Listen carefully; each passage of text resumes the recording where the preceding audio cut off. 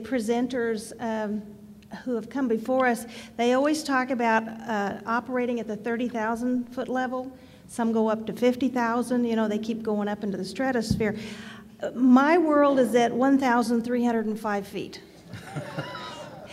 That is the elevation of Wichita, Kansas. If you get closer to the river, it goes down a little more. So I wanted to talk today, it was sort of left to me as the last presenter, to talk about what my world looks like at 1,300 feet. Kansas has 5 local areas.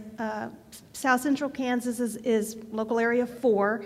The Workforce Alliance is the local workforce investment board. Primarily, we deal with aerospace, construction, the things that support aerospace, and medical. But interesting enough, of our 6 counties, to give you some idea of the environment we work in, our MSA for Wichita is over 500,000 people. My smallest county only has 300 people that would be considered employable. I wanted to remind you, and the thing we try to keep in front of ourselves at all times is the original intent of WIA. If you've not read it, you really should, because particularly the opening of WIA, because the point that we're to have a single seamless system is the thing you have to keep in mind. We don't have a bunch of separate systems. I've heard the term silos many times over the last couple of days, and our board decided about 4 years ago, we tried implementing WIA with silos. It just didn't work. And the board made a strategic decision to basically start over again. Instead of living with a system we had cobbled together, we decided to go back and create from scratch a single seamless system. And I wanted to remind you again that there are 3 ways to gain skills: in the classroom, on the job, or an earn-to-learn or combination mode. And as Mike mentioned, one of the things that we looked at in terms of registered apprenticeship is, what if registered apprenticeship had been one of the original mandated partners? I don't think we would have to be here today. I don't know that we would be having all these conversations. But there's absolutely no reason you cannot work from that premise. If the project were to be given a name, and this was asked of us at some earlier clinics, and I appreciate Rick mentioning this again, I would call it Implementing TEGL 0702. I have a new name for that document. It's called the Yes We Can document.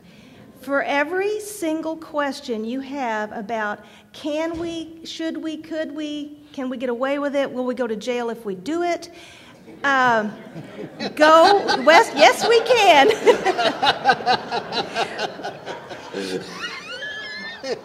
It is your permission slip. Anything you intend to do when you get home, if you have a question, go look at the Yes We Can document. What does WIA bring to registered apprenticeship? And that was kind of what I was asked to talk about today. In terms of, you would start with asset mapping, and I'm talking about what are the assets of the WIA funding streams that are also assets to the registered apprenticeship programs. WIA set-aside funds, those funds that the governor holds back for discretionary spending, actually fund our state registered apprenticeship office. And they provide us technical assistance and training, but even more important, they have regional staff assigned that actually are housed in our one-stop. So we're not talking about those people that are 200 miles away. I'm talking about people I deal with every day who are on the 3rd floor. And it makes a huge difference. One of the things you may not even think about as being an asset is the local workforce investment board. You have to remember 90% of the WIA funds coming into your areas come to your local boards. They have the money. They have the opportunity to decide how that money is spent. Every board is required by the Act to have labor representation. we made a conscious decision that our labor representatives are also the apprenticeship training directors. I have the International Brotherhood of Electrical Workers and the Plumbers and Pipe Fitters. So they're sitting on our board. They have 2 votes. When we decide where we're going to spend WIA money, they're at the table in the very beginning.